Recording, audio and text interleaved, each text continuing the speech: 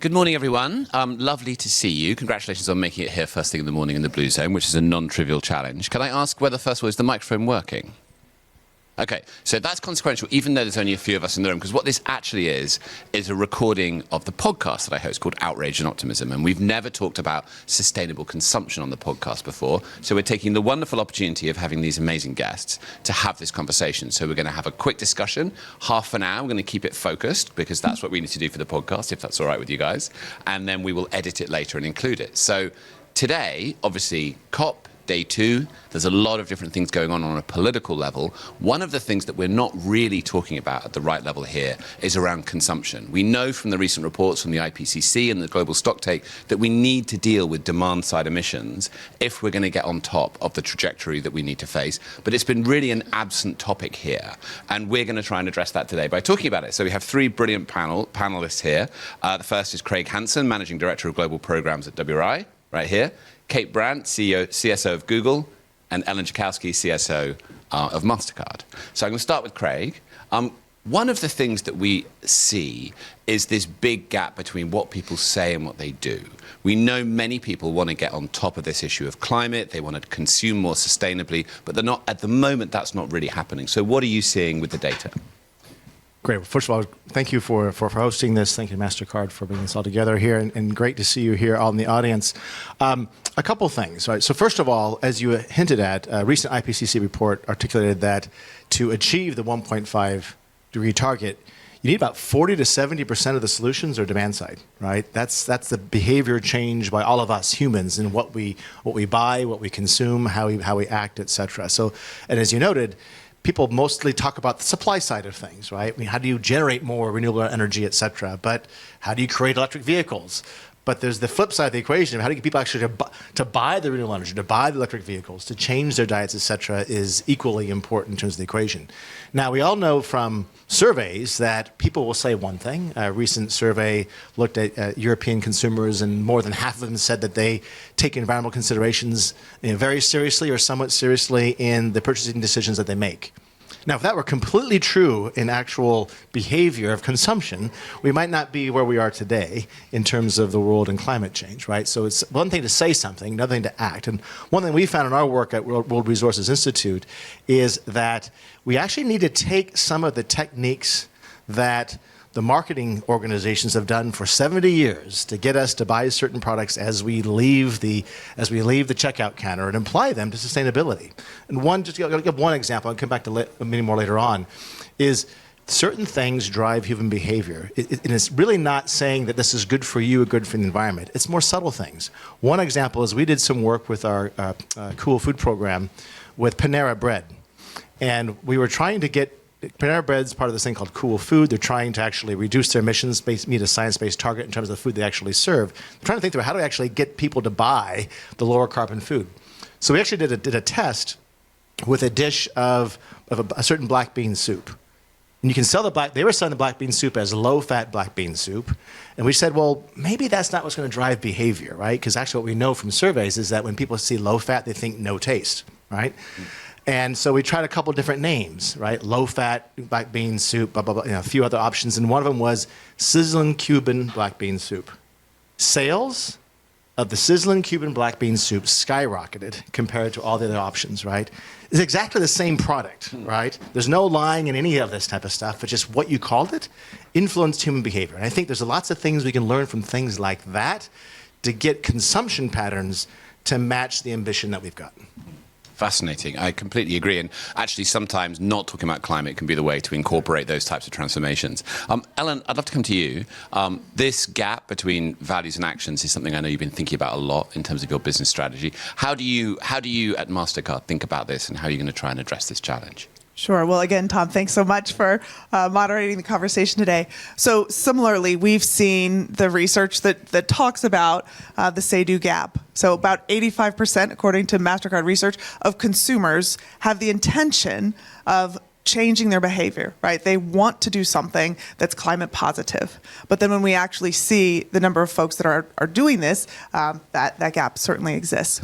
So with where we sit in the value chain, we have 90 million merchants on the Mastercard network, 20,000 banking partners, and over 3 billion cardholders. So when you think about the number of people on the planet, 8 billion, and we have a connection, we can see the consumption patterns of almost half of the population on Earth, and some of the largest consumers on Earth. We sit in a really important position to help influence that say-do gap to close. So the way that we think about it is this structure of inspire, inform, and enable. How can we inspire with the sizzling Cuban black bean soup, people to make those choices? How do we help our merchants think about the language, the positivity of climate action? And again, it may be not talking about climate. For us, our priceless brand, what does priceless mean? What are those experiences? For a while now, we've been defining that, but it's time to evolve it into a sustainable lifestyle is also priceless. So we're really focused on that inspiration and the messaging involved there. The second, inform, is really focused on the information that we can provide to consumers so that they can make a more educated decision. And I'm sure we'll get into some of the technicalities there of the products that we offer. And then finally, enable. How do we actually turn that into action? That could be things like what we've done earlier this year, where we changed a rule on our network where all of those issuers, the 20,000 banking partners that issue Mastercards all over the world, now must make their plastic cards out of recycled plastic or bio-based plastic. And that provides a nudge to all of those consumers to remind them to take action for sustainable choices.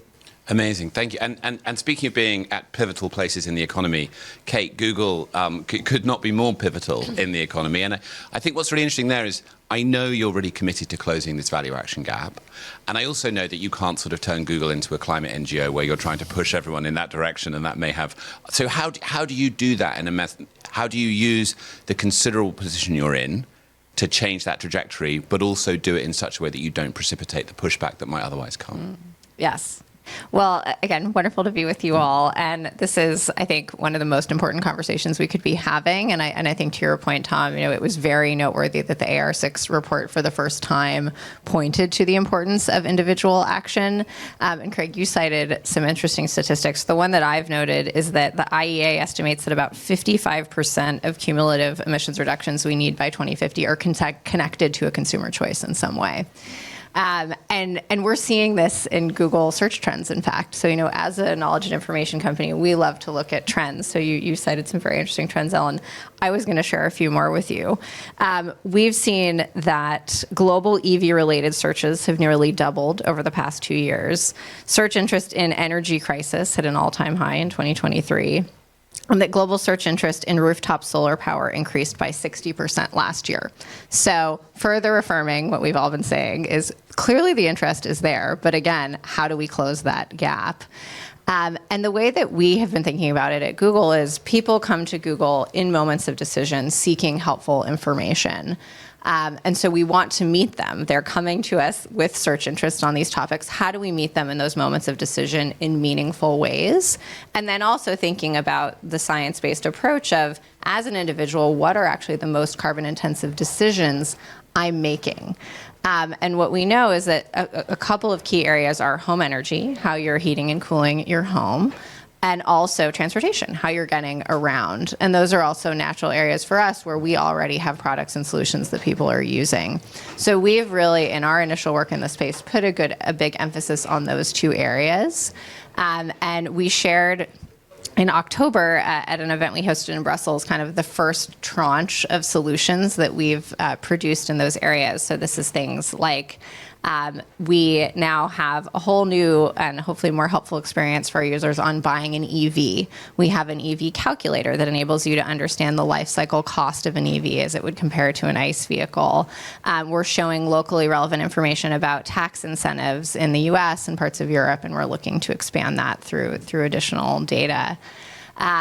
And we're also showing people, we know about range anxiety. That's a real issue for some people in buying an EV. So there's a helpful feature where you can see for your favorite places you like to go on a family vacation, could you get there, or what would that experience look like? Where would you need to stop to charge? So we've put those features out there. And then in home energy, similarly, we all know heat pumps have been a big topic of conversation, but the challenge is a lot of people don't know about them. I always admit that 5 years ago, I didn't even know about them, and I missed an opportunity to put one in my house. And so equally, we're working with organizations like the IEA to surface helpful information to people when they come to us and they said, well, my air conditioner is broken. So they see information about heat pumps, what are their options for heating and cooling, what incentives exist. So those are some of the kinds of features that we've been rolling out in this initial tranche. But as we look ahead, we've set a pretty bold ambition, which is that we want to enable a gigaton of avoided emissions for individuals, for cities, for partners by 2030 and every year thereafter. And so for us, that's really about how do we enable other people to achieve their climate goals through really helpful information. And I love that for lots of reasons. But one is I've sort of long thought that we kind of made a mistake by thinking that actually we would solve climate by looking entity by entity, looking at what their emissions are, then somehow at the end we'd add all that up and that would equate to solving the problem. Whereas, of course, we know that many of the most interesting things are about the influence we have and the systemic impact. So just one question further on there is, I love that initiative. How do you track that? Or is it enough to know that you're having an influence? Yeah, so this is a big question, and we have a couple of early kind of lighthouse solutions that we have shared enabled emissions reductions for, where it's a little bit more straightforward to figure that out. So things like our Nest Learning thermostat, we know that that's enabled customers to save over 1 billion kilowatt hours of energy, and then you can convert that into carbon. So that's fairly straightforward. Also, one of the other features in this domain and the transportation space is something called eco-friendly routing, where you may have seen that little green leaf that's popped up in your Google Maps. That's showing you the most fuel-efficient route if it isn't already the fastest one. And so we've done a pretty complex calculation that tells us we think that's roughly enabled about 2.4 million metric tons of CO2e equivalent emissions reductions. And now we're working on quantifying some other solutions. But I think this is, as we were discussing backstage, I think this is a really important topic where as companies are expanding their work in sustainability, as both of ours are, to not only be about how do we manage our own footprint, but how do we enable others, we want to be able to quantify roughly what is that opportunity, what is that benefit we're accruing, but that's a very challenging measurement proposition. And so how do we get that right, that we're indicating progress, but acknowledging that measurement is going to be complex. Yeah, and how do you keep the focus on the systemic relevant pieces Indeed. rather than going too far? So this is really, and I think what's so exciting about this area is there's so much innovation and creativity, and yet it's still not properly on the COP agenda, and people aren't really identifying the challenge. How do we move this faster, Craig? I mean, do you think that there's a way of, where would you like this to be next year? How do we, at a COP next year, how do we accelerate the understanding of this issue and get more companies doing more systemic thinking about these solutions? I think we need, among other things, we need to actually be communicating, what's working. Some of the examples that you just mentioned here. If we had more and more of those, I think that would inspire entities, companies, as well as governments, of what the portfolio of options are. And I want to highlight two things. One thing that you had mentioned here with Google in terms of the information at the moment of decision. So like I put my Google Maps, I have two options, the fact that leaf comes up at that moment of decision making, right? Or you're doing a search on solar or whatever, right? And then the options pop up right in front of you. So that's at the moment of decision. The second one I think is interesting that we've seen some uptake on is choice editing, or in one example of choice editing is shifting the default. So for instance, in the city of New York now, in their hospitals, the vegetarian option is the default now option. You have to then ask for the carnivorous option, et cetera. On Fridays in New York City, the meal is vegetarian, is plant-based, plant-forward, but then you get to ask for if you wanted the chicken instead, right? So defaults matter. People are lazy. I would argue, as I said, I am as well in terms of decision making, and people tend to go for the default as the first. So even shifting that goes on. And we actually had a decision in our household about our AC units went out, And even before my wife and I could actually say, what about this heat pump thing? Actually, the flyer that came out, to us actually had that on there. So which I thought was really, it wouldn't have been there 3 years ago. But it's actually there as saying, hey, you might want to think about this first. Saves you money, might be a little bit more money up front, but here's the cost savings. It was kind of like, it was the default one. And then, but if you don't want that, then you can look at the conventional one, which I would argue in the past has always been the other one. And if you are this fringe person, you might want this eco-friendly thing, right? Can we get the eco thing to be more like the default? I think that would help with driving decisions. Right. I mean, thank God we've moved past the phase where we keep saying, you should do this because it's good for the planet, because we know that didn't work, right? And we're now moving into these much more practical human psychology-based approaches. Ellen, same question to you. I mean, I know you've been grappling a lot with point of purchase decision-making. How do you reflect that? What do you think is next as you look forward the next year or more? How do we begin to accelerate this space? Sure. So, one of the early products, kind of our first generation products that we have in the Inform, in the Inform piece of our strategy is the Mastercard carbon calculator. So at the end of the month, you get your bill. It has line items of everything that you've spent and the total financial impact. It also has line items of the estimated carbon that you've spent and the total carbon impact that you've had that month. So interesting, right? Interesting. You've already made that decision. You can use that information for your purchasing next month, but that's kind of hard to do, right? So what would be, I think, more interesting, which we're working on, is first of all, how do we get more granular in that data? So right now it's at the sector level. We want to move to the merchant level, and eventually, where it makes sense, the SKU level. But more importantly, how do we bring that information from post-transaction to pre-transaction, so that when consumers are making those decisions, they have the right information, the right context there. And again, maybe it's not even the actual number itself, the carbon impact, but maybe it's on a scale, like a 5-star system or a 5-leaf system. So we're working with some of our merchants to pilot some of these concepts, but I think trying to figure out how to bring the right information at the right time in the point of decision making is really important. So I'm going to ask you the question I always ask podcast guests at the end in a minute, because this is a shorter conversation than would otherwise be. We can maybe carry on if we want to, but is there anything else any of you wanted to share that we didn't get to about this critical issue and where we are? I mean, I was just going to add the thing that we've been thinking about a lot is we want to both provide people helpful information in these moments of decision. We also ideally want the sustainable choice to be easy and better, to have co-benefits. And then I think the other side of that argument is people who say, why involve the individual at all? And why not just create the solution in the background? And I would sort of say, I actually think we need to approach it from both ends.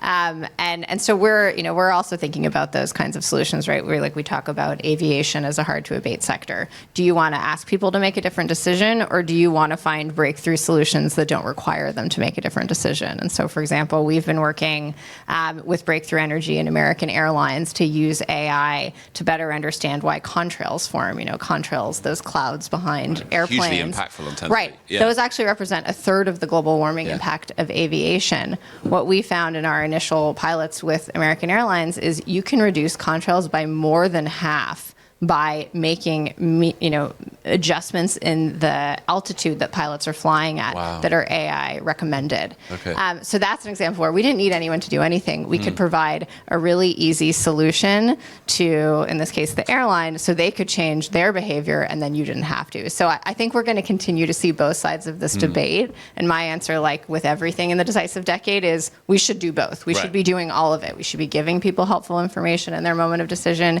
and we should also be coming up with those solutions that don't require people to change. Yeah, moving beyond these dichotomies in the climate space. Is it corporates, is it individuals, is it governments, and actually saying we've got to do all of this stuff, and what's more, it's mutually self-supporting, right? If you have individual behavior change, that also changes other strategies. That's definitely the way to think about it. So I like that a lot. Okay, so the question I want to ask you is, as you think about the future of sustainable consumption, demand-side management, what makes you feel outraged and what makes you feel optimistic? And Craig, I'm going to pick on you to start. Outraged. The slow pace of change. Human habits are just ingrained. That's a little bit of background there. Human habits are hard to change, right? We have them for reasons, right? Evolutionary reasons. And so it's tough to change. And so I do agree with Kate here that we need a both and, right? It's at the point of decision, right? People want freedom of choice, et cetera. At the same time, there are some things one can do on choice editing, or like I was giving an example of New York, or in just finding the solutions so that the decision maker, I take an example here of deforestation-free products, right? You know, we want a world where someone goes to the store and the product they buy has the soy in it, or the beef, or whatever, the palm oil. That's deforestation free. Not, oh, there's deforestation ones over here, and the deforestation free over here. You got to choose, and this one's 5 cents more. No, it's just all of it, right? Because you've dealt with it earlier in this project via voluntary agreements, legal, public policy, et cetera. We want a world where we can get to that. The consumer doesn't care at the end of the day, right? Palm oil is one ingredient amongst 15 in your candy bar, right? So those are things that are really good to have. But at the same time, on those things was the choice of, do I want the heat pump or the conventional? Trying to get better at having the default shift, and then at the moment of decision, the right information, the right time, communicate in the right way. To your point, not necessarily saying it's good for the environment, but it saves you money in the long term. It's better for your household wallet, et cetera. Things like that, I think, would be very helpful. Okay. You've got to get optimistic. Optimistic? Yeah. What's that both?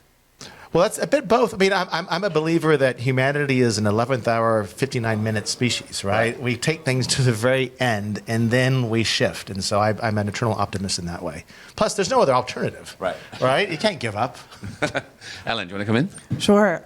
So in terms of outrage, I mean, it is the say-do gap. The intention is there. You know, the research shows it. The numbers show people want to make a more sustainable choice. They want to do the right thing for the planet, for the next generation, for their children. So how do we make it easier, right? The intention is there, but for some reason it's not happening. So why I'm optimistic is because there are very powerful companies, Google, Mastercard, the scale, the reach that we have, all of the other corporations that have shown up here at COP, right? They're here trying to figure out the solutions, and we have the power to scale. So, you know, the fact that we're all showing up, we're all working together to find the right partnerships and the innovation, I'm very optimistic. Love it. Kate? I love that, Ellen. And I was going to say something similar. I would say I'm frustrated that we haven't made more progress yet, because there is this demand, and I think there is the opportunity to provide people with the helpful information they need to then make their own choices. And I think increasingly we're seeing the sustainable choices are the better choices. You know, that's why a lot of people love their EVs, not for environmental reasons, because it's just a better performing car, and it's cheaper, and it's easier to maintain. So I'm impatient for us to get that information in people's hands so they can make those decisions for themselves, and also for more of those better solutions to exist in the marketplace. And I am also optimistic that there is this demand. You know, I think it's not very long ago that we weren't seeing this level of demand from individuals, that people weren't paying attention.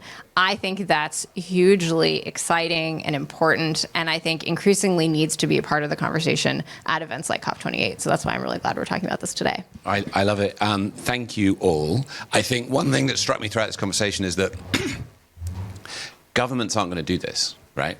Politicians don't have the courage to actually look at something that even on its fringes looks like they're going to be editing consumer choice, because they're afraid politically that's going to blow back in their face. There's some specific examples of that. So this is on the corporate sector to lead. And I love the fact that you're all thinking about this, grappling with it, working out your way in society to figure that out. So Craig Hansen, Kate Brandt, Ellen Jakowski, thank you so much.